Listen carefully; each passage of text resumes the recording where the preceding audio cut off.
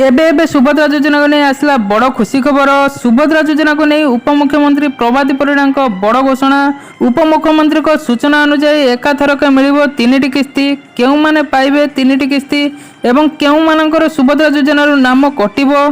चलंतु दर्शक बंधु संपूर्ण अपडेट को जानि परिबा।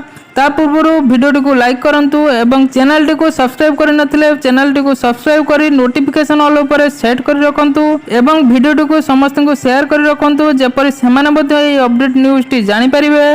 दर्शक बंधु सुभद्रा योजना को नहीं आसिला बड़ खुशी खबर।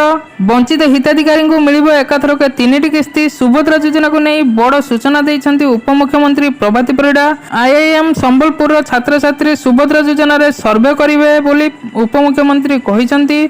उपमुख्यमंत्री प्रभाती परिड़ा कहवा अनुसार जड़े भी योग्य हिताधिकारी सुभद्रा योजना बाद पड़ पारे ना। दर्शक बंधु उपमुख्यमंत्री कहवा कथा है कौन भी हिताधिकारी सुभद्रा योजना बाद पड़ पारे ना। समस्त को टंका दिज्व से पुणी थे सर्वे कर। उपमुख्यमंत्री कहते जो मैंने योजना बाद पड़ते से पुणी थे सर्वे करेंगे राज्य सरकार। आईआईएम छात्र छात्री सर्वे करेंगे। सर्वे करने पर सरकार पाखरे समस्त रिपोर्ट दाखल करेंगे। सर्वे करने पर बाद पड़ता हिताधिकारी मानू चिन्हट हे। तेबे वंचित हिताधिकारी मानू एकाथरक 3टी किस्ती पाइबे। वर्ष को 2टी किस्ती रे 10,000 टंका दिया नहीं सरकार घोषणा करथिले। एही क्रम रे वर्तमान 1 कोटी रु अधिक लोक एही योजना रे लाभ उठाउछंती एवं सेकंड ऑप्शन टी थिला कि केउ मानकर नाम कटिबो।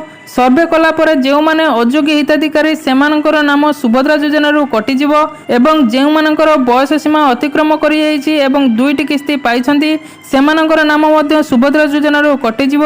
यह थिला संपूर्ण अपडेट। वीडियोटी भल लागितिले वीडियोटी को लाइक करंतु चैनल टी को सब्सक्राइब करी बेल आइकन ऑल ऊपर क्लिक कर रखंतु एवं वीडियोटी को शेयर करने को जमारो भूलंतु नहीं।